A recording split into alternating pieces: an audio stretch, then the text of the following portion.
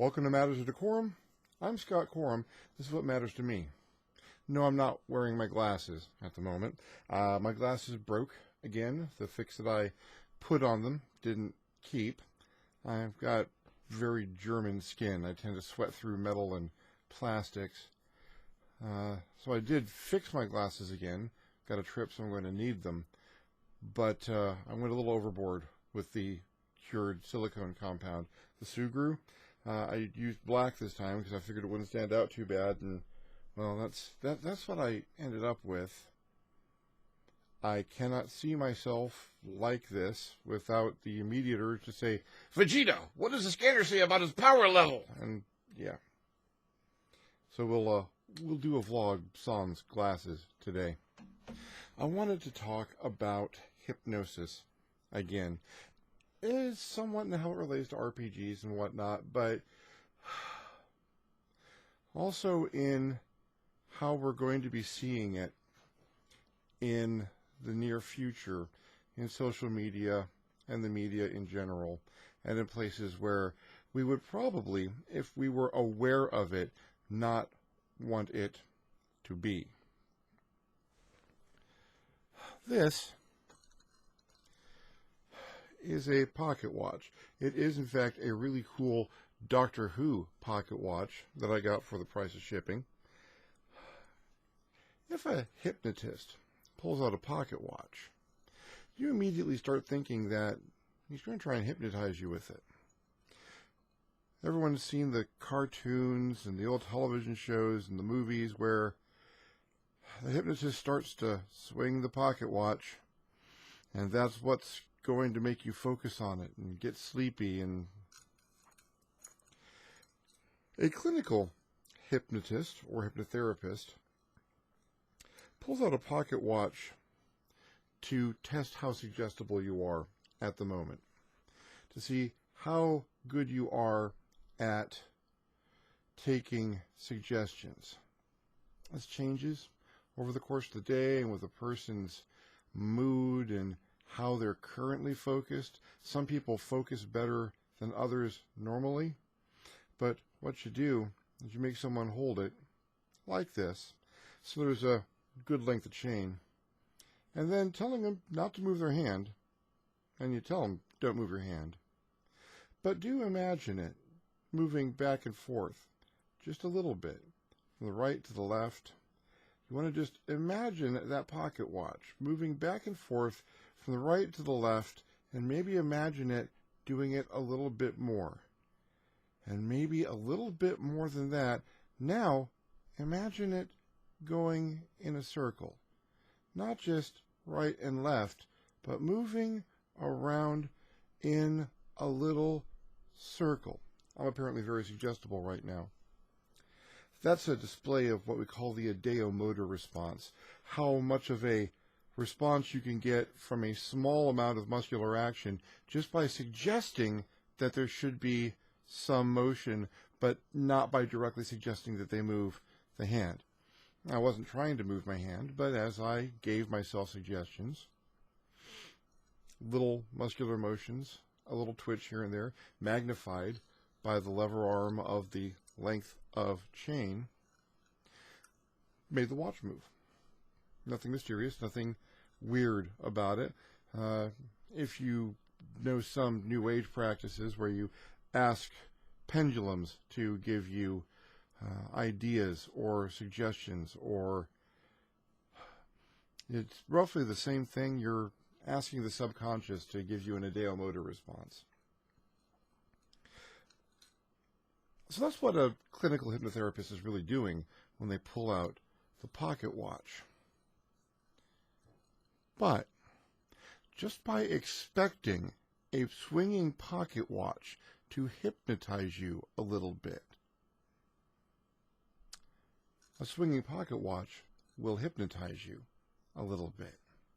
You expect it's happening. You've seen it happen to other people, even if it's a cartoon, a movie, something you know wasn't true. We have a big cultural set of signals that tell us that someone's trying to make us get sleepy, hypnotize us. Hypnosis is a natural state. You've been in it a dozen times today, more depending on what time you're watching this. It's a state in which we focus. My ADHD allows me to hyperfocus, so I'm a little bit more suggestible. I go into hypnosis a little more easily, but everyone does. When you wake up in the morning, between when you wake up and you get up in the morning, you're in a state of hypnosis. There's a very few things that are taking up your attention. Everything else clouds out a little bit.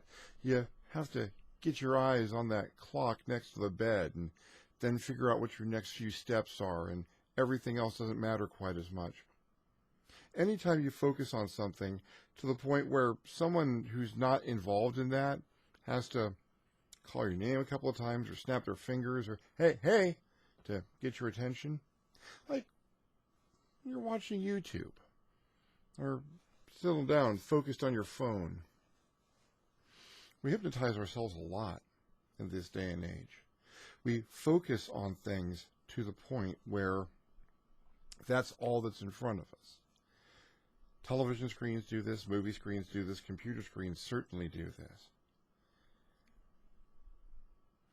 And the people who advertise and market understand this, understand that increased state of suggestibility. You don't question things quite as much when you're in a state of hypnosis, when you are induced into a little more suggestibility. You go to the movies and you sit there and there's that huge screen and it's the only thing in front of you, and there's that music playing, and then there's this big, giant, icy, frosty, fizzy Coke up on the screen, and yeah, you kind of need a Coke. Damn it, I kind of need a Coke now. You suddenly raise the volume on someone when you're focused on that, and you drop them a little bit deeper into suggestibility. You ever notice how television commercials are so much louder than the program that you're watching? That is someone trying to make you more suggestible to the information in those commercials. Not every hypnotist swings a watch. Not everything that is trying to make you more suggestible is going to suggest that you're getting sleepy and your eyes are getting heavy. During the course of this video, if I do any more examples where I swing the watch or say things like your eyes are getting heavy, and you don't want to be hypnotized, there's a real easy fix for that. In your mind, just say no. That, and if you understand that this does lull you into a state of hypnosis because you expect to be lulled into it, you can avoid it just by knowing that that's what's happening. Just by understanding that there are things that make you focus on them, and if you don't focus on them, you're not going to be dropped into suggestibility. That's an important thing.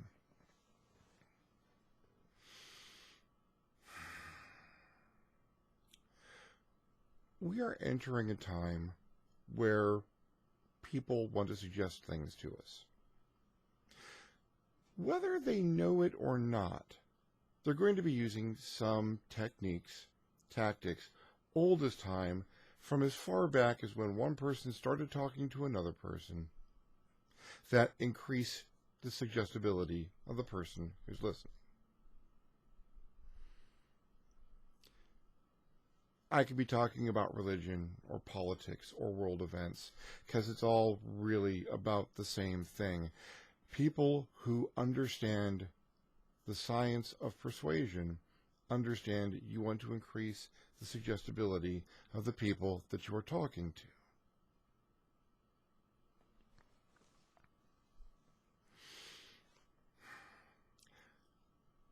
When I'm running a role-playing game, I want to draw people into that world. I never sat down and worked out how I was going to hypnotize a group of people sitting around my table so that they would be more deeply immersed in the game. But I studied storytelling, communications, group dynamics, and it wasn't until I studied hypnosis itself as a clinical aid that I understood a lot of the things that I learned about how to draw someone in. They're hypnotic techniques. They're techniques for increasing people's suggestibility. When you get up on stage, if you're acting in a way that's drawing in your audience, you're performing some hypnosis. If I'm running a game and everyone is just enthralled with it, that's because they're enthralled with it. I'm informing people that if they don't want to get too deep into it, they can just take themselves out of it. That's the opposite of what I'm trying to do as a game master. Sometimes every game master understands that game where you're sitting down and everyone's on their phone and everyone wants to talk about the cute cat pictures on the internet, and suddenly you're not running a role-playing game, you're herding cats, and you just are trying to get a game started, and you start to speak in a different voice. Your voice becomes a little bit more modulated, even. Put a little more breathiness into it. You project a little bit more. You've come from long and far away to explore the dark library, and explore the dark library you must, for if the life of your mentor is to be saved, those secrets lie within these books. Wake up.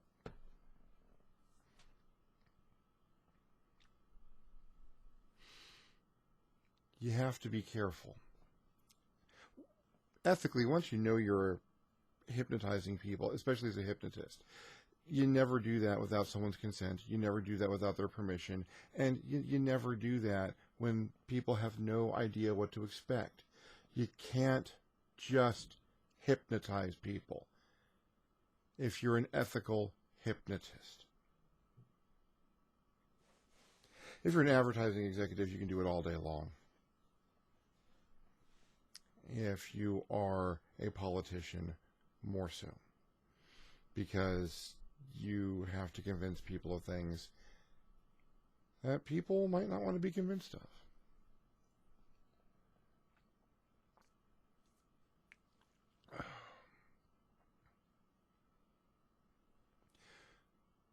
I suppose if I'm going to title this video, it's going to be Self-Defense Against Hypnosis, or Against Hypnotic Persuasion. You have a set of expectations.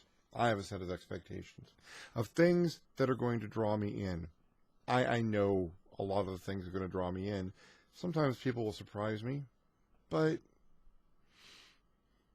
funny GIF, cat pictures, whether there's music or not, I see a cat dancing on a screen, I'm watching, I'm reading, I'm not questioning at the moment. That lasts for a little while. I'm looking for funny cat pictures now. My mind is open. I'm not evaluating information as tightly as I am. I'm just cat picture, yes or no. A lot of stuff can come in during that amount of time if the information I'm looking at agrees with something that I already think, at least in part. If it falls within my confirmation bias, it's already in my head. I don't even need to read it. I don't even need to consciously perceive what that information was. Funny cat picture, neat animated GIF. That's a female body I do not mind looking at. I'm broad open. Oh, there's a political opinion. That sounds like something that I would say. Okay, moving on. A political opinion, a piece of fact about dietary information, or piece of information about current world events. Something about these people or those people.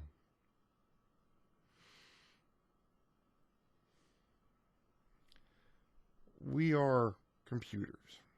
We can be programmed. English is a terrible programming language. Most human language is a terrible programming language. That's why you have to trick it. And if this sounds kind of paranoid and flat earthy and conspiracy theorist, well, that's good, because that means you're evaluating my statements. That means you're judging the information that you're getting at the moment, and you're coming to a conclusion about it based on your ability to reason through it. Your conscious mind is judging this data. Good job. Keep it up. Now do it with everything. Do it with everything. There's a lot of anger right now. To place this video in history, a couple of days ago, there was a terrorist attack in Paris, a coordinated terrorist attack. 126 people confirmed dead as of this point in time. At least somewhere between 3 and 8 coordinated attacks, including gunmen in a stadium during a rock show, the American band. France is in the process of military retaliation. It appears from all evidence that has been collected so far that someone in the Islamic State is using false passports to attempt to blame a good amount of the violence on Syrian refugees. And people are angry. Because people should be. A cowardly act, the largest civilian death count in a day from an act of violence, a coordinated act of violence in France since World War I.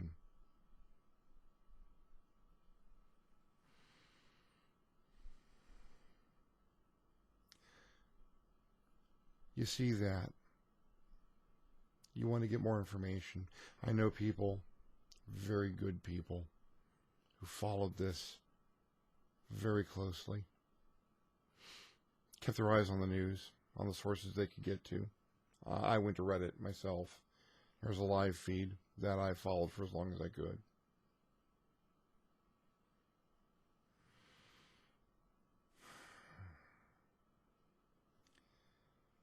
And as that information was coming in,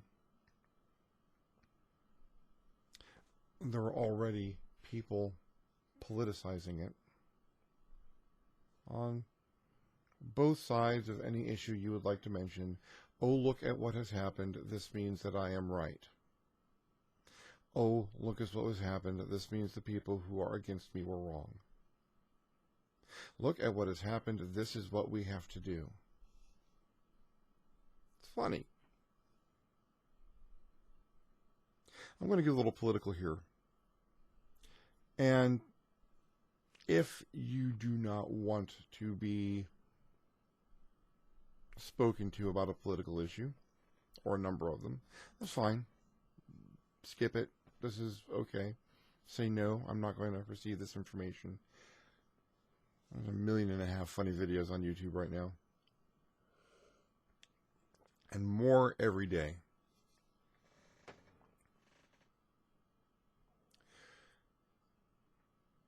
When we have a tragedy, you will be able to spot people taking extremely unfair advantage of the tragedy. Because tragedies open us up. We pay attention. We focus.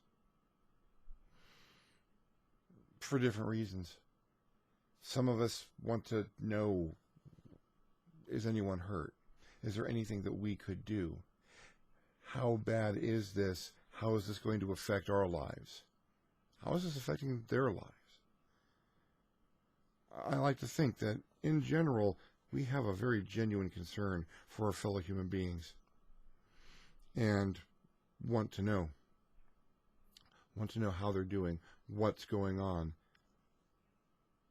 What is the state of condition of those people in that situation, whether it's what happened in Paris, whether it was the terrorist attack in Beirut the day before, or any of the other horrible things happening in the world right now. Listen for two things. Listen for, I don't think we should talk about this right now while passions are high.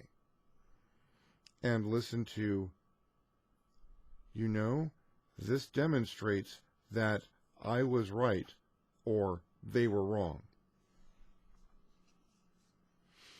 That first one, I don't think we should talk about this right now, means that someone understands, okay, everyone's too suggestible right now.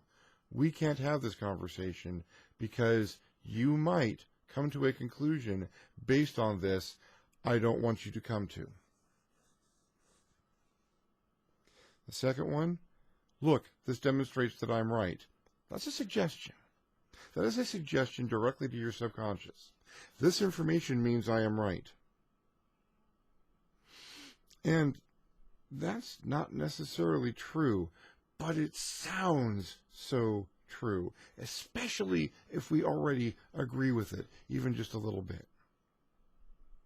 Right now, there's a lot of suggestions being thrown around about what to do about this situation.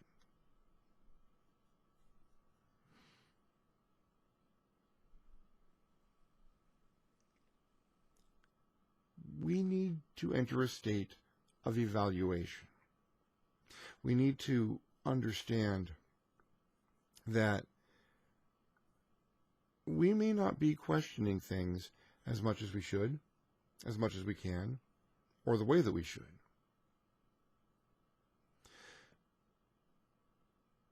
We dig our eyes into social media or the media in general. We listen for other people's opinions because it's all really big. The bloodshed, the pain, the violence, the anger, the hatred, it's all hopefully really too big for any one of us to assimilate all at once with our own feelings and our own anger and our own fear and our own concern for other people. We want to do that networking thing that humans do. We want to come together as a community. We want to find security in things that are like us and ideas and opinions that are like ours. And that's a great time for someone who wants to convince you of things further away from where you are at to persuade you.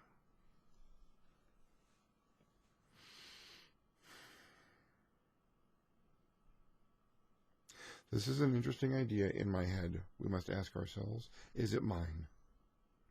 Where did this idea come from? What effect will this idea have? Is there the possibility of another agenda behind this concept? Research. Not one source. Go to as many sources as you can find. We have this wonderful thing called the internet now. You're probably looking at me through it. And we need to use it. Not just for funny cat videos. We need to ask questions. This is what people who agree with me think about this. What do people who don't agree with me think about this? What are the strengths and merits of my point of view and of theirs? Is there a middle ground where I might find something closer to accuracy, or even, God forbid, the truth?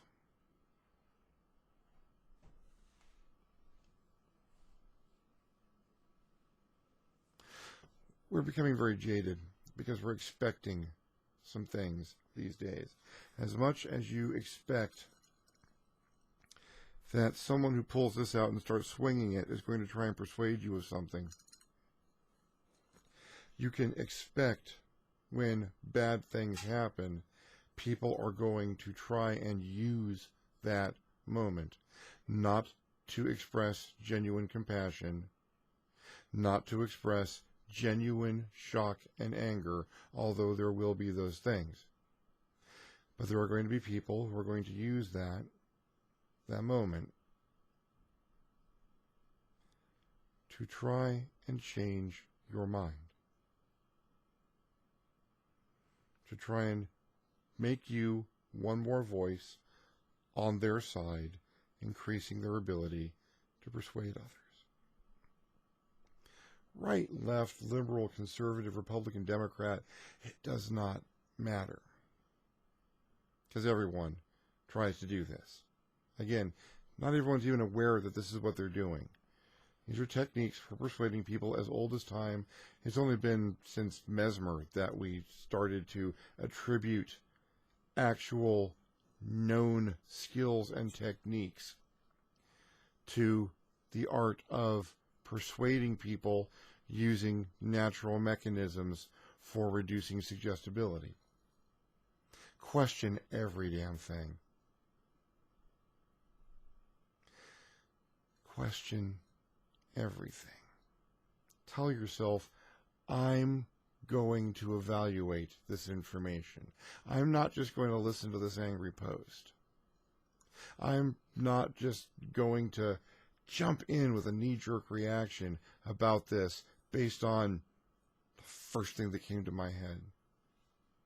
Because that's just wide open and raw and bleeding at the moment. And it's going to hit someone the wrong way, and it's going to be a fight. Now more than ever, we need to really think about what we're doing on the internet, in our person-to-person communication, in our daily life, how we talk to our kids.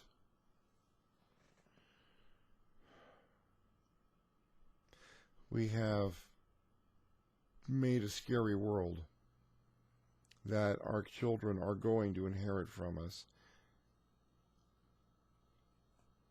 We have a responsibility to make it a little bit less scary if we can.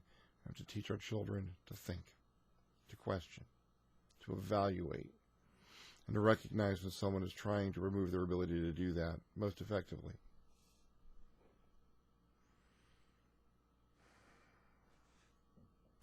Wake up.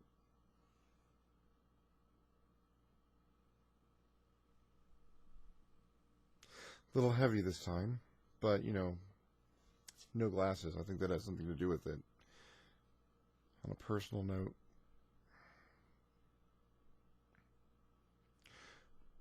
my heart and my thoughts go out to the victims of the attacks in Paris.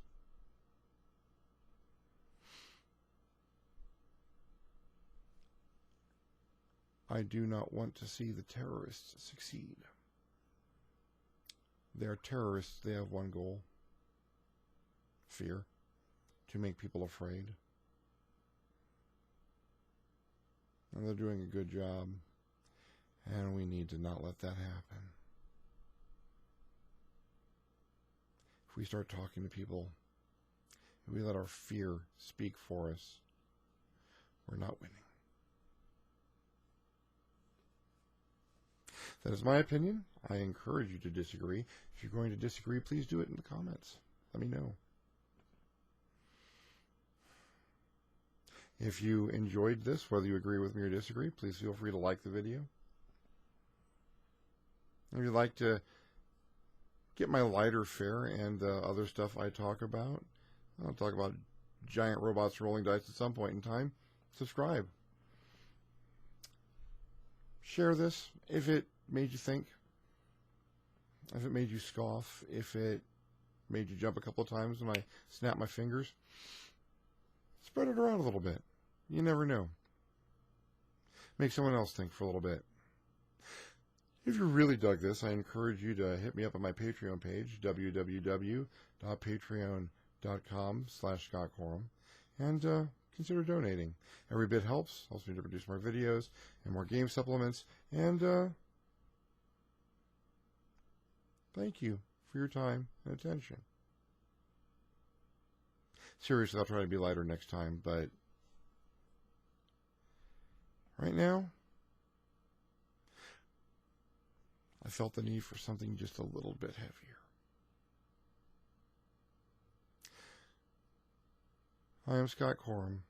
This is what matters to me at the moment. And I will talk to you next time on the next Matters of DeCorum.